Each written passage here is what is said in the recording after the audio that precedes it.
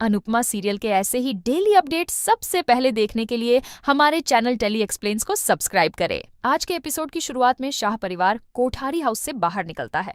अनुपमा बेहद दुखी होती है और उसका दिल बेचैन होता है।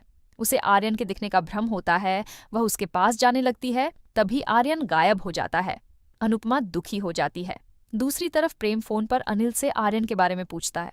तभी राही आकर प्रेम से पूछती है कि काका ने क्या कहा। वो कहती है कि माही ने कुछ खाया नहीं है। वह सबके लिए चाय लाने का सोचती है, लेकिन प्रेम गुस्से में कहता है कि उसे तंग करना बंद करे। राही हैरान होकर पूछती है कि वो इतने रूखा व्यवहार क्यों कर रहा है। तभी प्रेम का गुस्सा फूट पड़ता है। वो कहता है कि उसने अनुपमा का साथ दिया, अपने पूरे परिवार के खिलाफ रहा, लेकिन जो अनुपमा ने आर्यन के साथ किया वो कभी नहीं भूल सकता। वो ये भी नहीं भूल सकता कि राही अनुपमा की बेटी है। अब ये सच्चाई उसे हर पल चुभती रहेगी। राही हैरान होती है।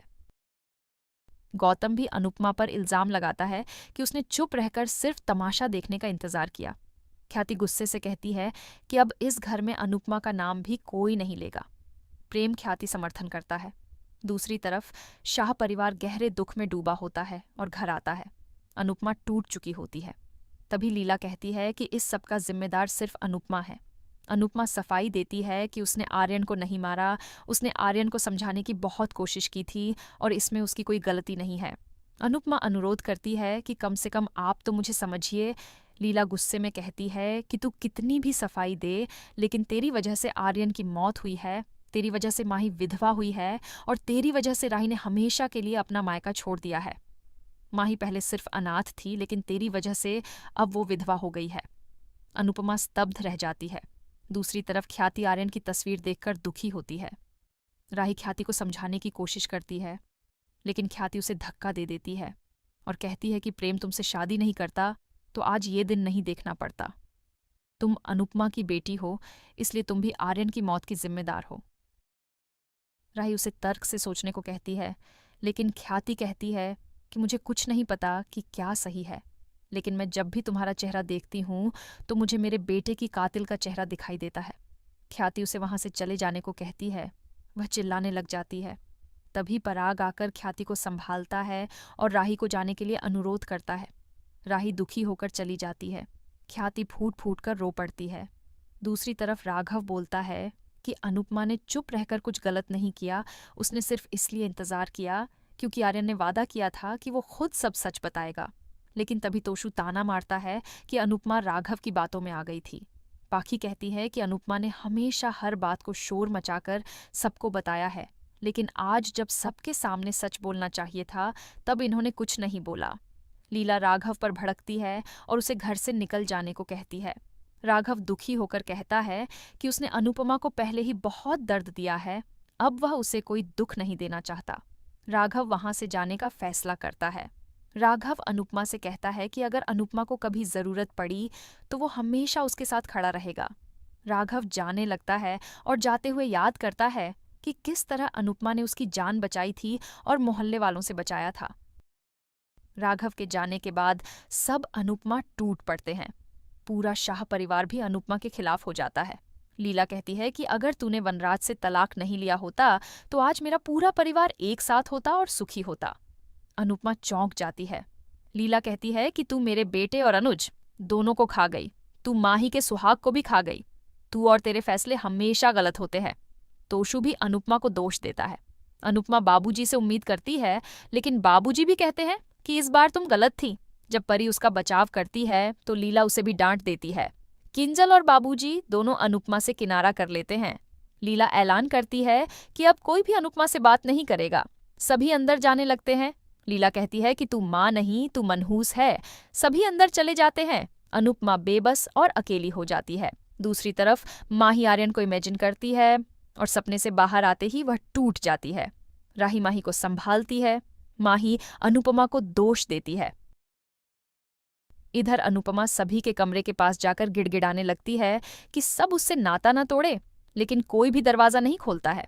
अनुपमा दुखी होती है और उसके दिमाग में सभी की बातें घूमती है। अनुपमा परेशान होकर बेहोश हो जाती है। दूसरी तरफ कोठारी परिवार शोक सभा में दुखी होता है। सभी लोग दुख में डूबे हुए होते हैं। गौतम प्रार्थना से कहता है कि अब अनुपमा उसका साथ नहीं दे सकती। वह साफ कहता है कि अब वो उसे तलाक नहीं देगा और उसे उसी के साथ रहना होगा। प्रार्थना दुखी होती है। राही कहती है कि अनुपमा के एक फैसले ने सब कुछ बदल दिया। दूसरी तरफ अनुपमा होश में आती है और घर से बाहर निकल जाती है। अनुपमा टूटी बिखरी सड़कों पर भटकती फिरती है। कुछ आदमी उसे देखते हैं और याद करते हैं कि अनुपमा ने राघव के साथ मिलकर उन्हें पीटा था। वे बदला लेने का सोचते हैं और उसे घेर लेते हैं। अनुपमा बेसुध अवस्था में होती है और कहती है कि मैंने आर्यन को मार दिया। तभी वे लोग कहते हैं कि आर्यन तो जिंदा है, हम जानते हैं कि वो कहाँ है। अनुपमा कहती है कि मुझे उसके पास ले चलो। वो आदमी कहते हैं कि अगर वो आर्यन से मिलना चाहती है तो पहले नाच कर दिखाए। अनुपमा टूट कर नाचने लगती है और वे लोग उसे देखकर खुश होते हैं। अनुपमा नाचते हुए फूट फूट कर रो पड़ती है। अनुपमा उन्हें कहती है कि अब मुझे आर्यन के पास ले चलो, लेकिन वो कहते हैं कि हम किसी आर्यन को नहीं जानते, हमें तो तुमसे बदला लेना था। वे चले जाते हैं। अनुपमा सड़क पर रोते हुए कहती है कि मुझे आर्यन के पास ले जाओ। इधर राही को झटका लगता है और राही अनुपमा का नाम लेती है, लेकिन मोटी बा गुस्से में कहती है कि अब अनुपमा को आर्यन की मौत की कीमत चुकानी ही होगी। दूसरी तरफ अनुपमा सोचती है कि अगर हर कोई उसे आर्यन की मौत का दोषी मानता है तो उसके जीने का क्या मतलब बचा है। वह चिल्लाती है कि मैं सबसे बुरी माँ हूँ। अगली सुबह बाबूजी घर में अनुपमा को ढूंढ रहे होते हैं और मानते हैं कि अनुपमा पूरी तरह से गलत नहीं थी। वह सभी से कहते हैं कि अनुपमा घर में कहीं भी नहीं है, लेकिन सभी कहते हैं कि ये अनुपमा का हमेशा का नाटक है। पहले वह गलती करती है और फिर ऐसे गायब होकर नाटक करती है। तोशु कहता है कि कोठारी परिवार में हमारी एंट्री बैन कर रखी है, अब हम आर्यन के अंतिम संस्कार में भी शामिल नहीं हो सकते। परी पूछती है कि क्या अब हम राही और माही से कभी नहीं मिल पाएंगे। पाखी कहती है कि ऐसा हो सकता है कि वे लोग माही को वापस यहाँ भेज दें, क्योंकि अब उनका बेटा ही इस दुनिया में नहीं रहा तो बहू को वो अपने घर में क्यों रखेंगे। लीला कहती है कि अब इस घर में कोठारी परिवार और अनुपमा के बारे में कोई बात नहीं करेगा।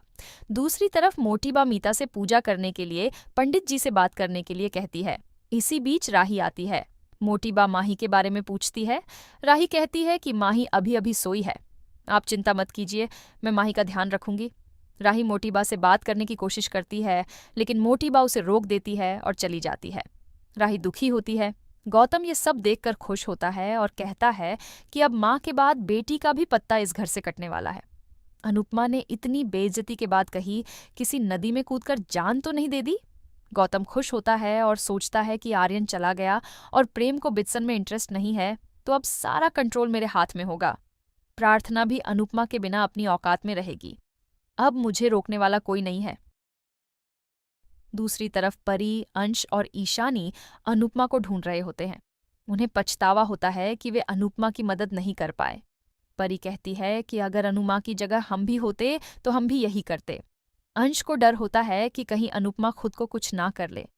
परी कहती है कि अनुमा आप कहाँ हो। दूसरी तरफ प्रेम आर्यन की जैकेट देखकर दुखी होता है। राही आती है और दुखी होकर रोने लग जाती है। प्रेम उसे देखता है और राही का हाथ पकड़ता है। राही कहती है कि मैं मानती हूं कि मम्मी की गलती है, लेकिन सब लोग मम्मी का गुस्सा मुझ पर क्यों निकाल रहे हैं। मम्मी की गलती की सजा मुझे क्यों मिल रही है। प्रेम कहता है कि अभी सब लोग बहुत सदमे में हैं, उन्हें थोड़ा समय दो। प्रेम चला जाता है। राही कहती है कि प्रेम भी मुझसे नाराज है, लेकिन दिखा नहीं रहा है। राही सोचती है कि माही के साथ साथ अनुपमा ने उसकी जिंदगी भी बर्बाद कर दी। दूसरी तरफ अनुपमा बस में जा रही होती है और इसी के साथ एपिसोड खत्म हो जाता है। अगले एपिसोड में देखने को मिलेगा कि अनुपमा मुंबई में अपनी जिंदगी को फिर से शुरू करने वाली है। उसे खाना बनाते हुए दिखाया जाता है, जो एक नई शुरुआत की हल्की सी झलक है।